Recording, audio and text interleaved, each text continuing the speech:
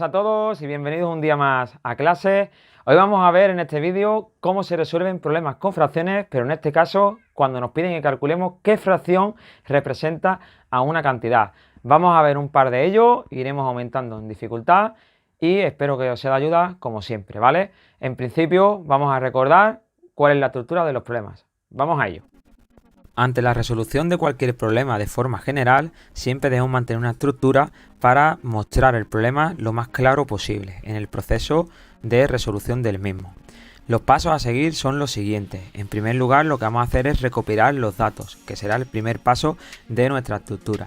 Para ello debemos de leer muy bien el enunciado las veces que sea necesaria, subrayando e identificando todos los datos que consideremos conocidos, lo que nos pide el problema que resolvamos, que suele ser la pregunta y que suele venir al final del enunciado en cuestión.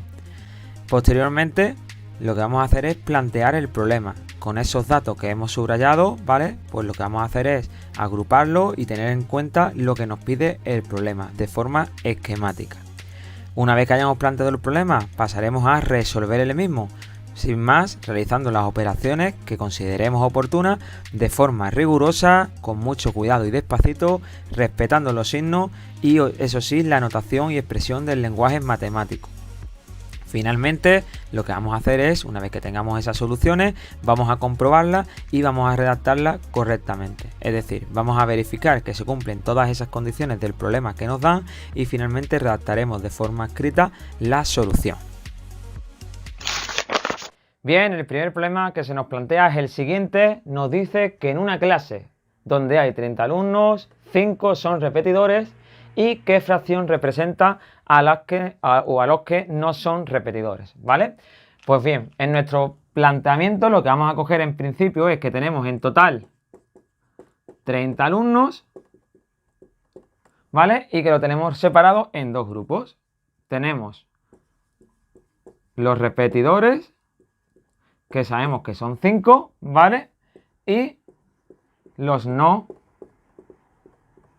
repetidores, que si 5 de esos alumnos de los 30 son repetidores, los que no son repetidores son 30 menos 5, es decir, 25 van a ser no repetidores, ¿vale?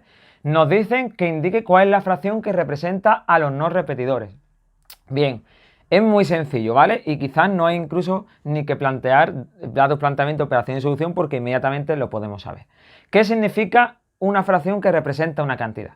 El total son 30 alumnos, ¿vale? El concepto de fracción lo que nos dice es que escribamos en el denominador el total en el cual hemos repartido algo, ¿vale? Hemos partido un pastel, hemos partido pues una clase en este caso, ¿vale? De 30 alumnos, es decir, que en lo que hayamos repartido, en cuántas partes se ha repartido ese objeto o esa cosa en cuestión, ¿vale? Como son 30 alumnos, yo voy a tener que formar una fracción cuyas partes sean 30, ¿vale? Si hubiera dicho qué fracción representa a los repetidores, en el numerador indicaría cuántos alumnos de esos 30 serían repetidores, que serían 5. Pero como me están pidiendo cuáles son los no repetidores, ¿vale? Sería 25 de 30. Luego, en este caso, esta ya sería la solución de mi problema. ¿Qué fracción representa a los no repetidores? Es decir, de 30 alumnos, 25 no son repetidores, ¿de acuerdo? La idea de este tipo de problema es, y como siempre, expresar el resultado lo más simplificado posible, ¿vale? Por lo tanto, vamos a hacer una reducción de esta fracción, ¿vale? Vamos a convertirla en una fracción irreducible. Si calculamos el máximo común divisor de 30 y de 25, ¿vale? Vamos a ver que es 5, ¿de acuerdo?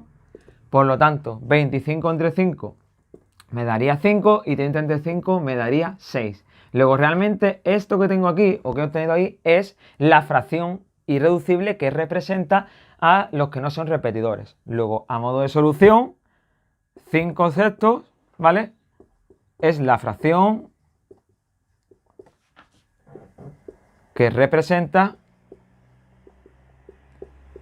a los, voy a quitar esto por aquí, no repetidores, ¿vale? Como veis es un problema muy sencillito, muy rápido y que requiere muy poca operación. Vamos a ver ahora a continuación uno un poco más complicado. Bien, vamos a resolver ahora el siguiente problema que se nos plantean, que nos dicen que en una estantería que tiene 50 libros, un quinto son de ciencias, la mitad son novelas y el resto son de historia, ¿vale? Y nos pregunta qué fracción representa a los de historia. Como sabemos que en total hay 50 libros, ¿vale? Vamos a conocer cuál es el total, vamos a poder resolver este problema de una forma que si no conociéramos el total no podríamos hacerla a priori, ¿vale? Entonces, como conocemos que tenemos 50 libros, voy a coger de datos que en total tengo 50 libros y que los hemos separado en un quinto que son de ciencias, luego tenemos que la mitad son novelas y finalmente tenemos que el resto, que además es lo que no conozco y va a ser una fracción, ¿vale? Son de historia. Bien, como sabemos el total y he comentado antes, ¿vale? Lo que voy a ir es calculando primero cuántos libros representan a cada uno de los tipos que tenemos. Es decir, cuántos son de ciencia, cuántos son de novela y cuántos representarían a los de historia. Por lo tanto, sabemos que un quinto de 50 son de ciencias. Es decir, calculo un quinto de 50, es decir, la fracción de una cantidad. Que esto no es más que un quinto por 50, es decir, 50 entre 5 o lo que es lo mismo, 10. Por lo tanto, 10 libros son de ciencias. Luego, un medio de 50, que no habría ni que hacerlo, porque ya sabemos que la mitad de 50 es 25, son novelas. Y finalmente, si yo a 50 le resto los 10 de ciencias y le resto los 25 de novelas, me quedarían los de historia, que son 15. ¿Vale? Luego sabemos que 15 libros son de historia. Para representar ese número o esa cantidad como una fracción, me hace falta saber cuántos libros he cogido o cuántos son de historia con respecto al total de libros. Es decir, la fracción quedaría formada como el total de libros que tengo, que sean 50, y arriba cuántos de ellos representan a los de historia, que serían 15. Y esta fracción de aquí sería la solución de mi problema. Pero nos pasa como antes, que no es una fracción irreducible y hay que reducirla. Por lo tanto, el máximo con un divisor de 15 y de 50, que en este caso es 5, ¿vale? Operamos y me queda que esto es 3 y que esto es 10. Luego, de esta forma, la solución sería que la fracción que representa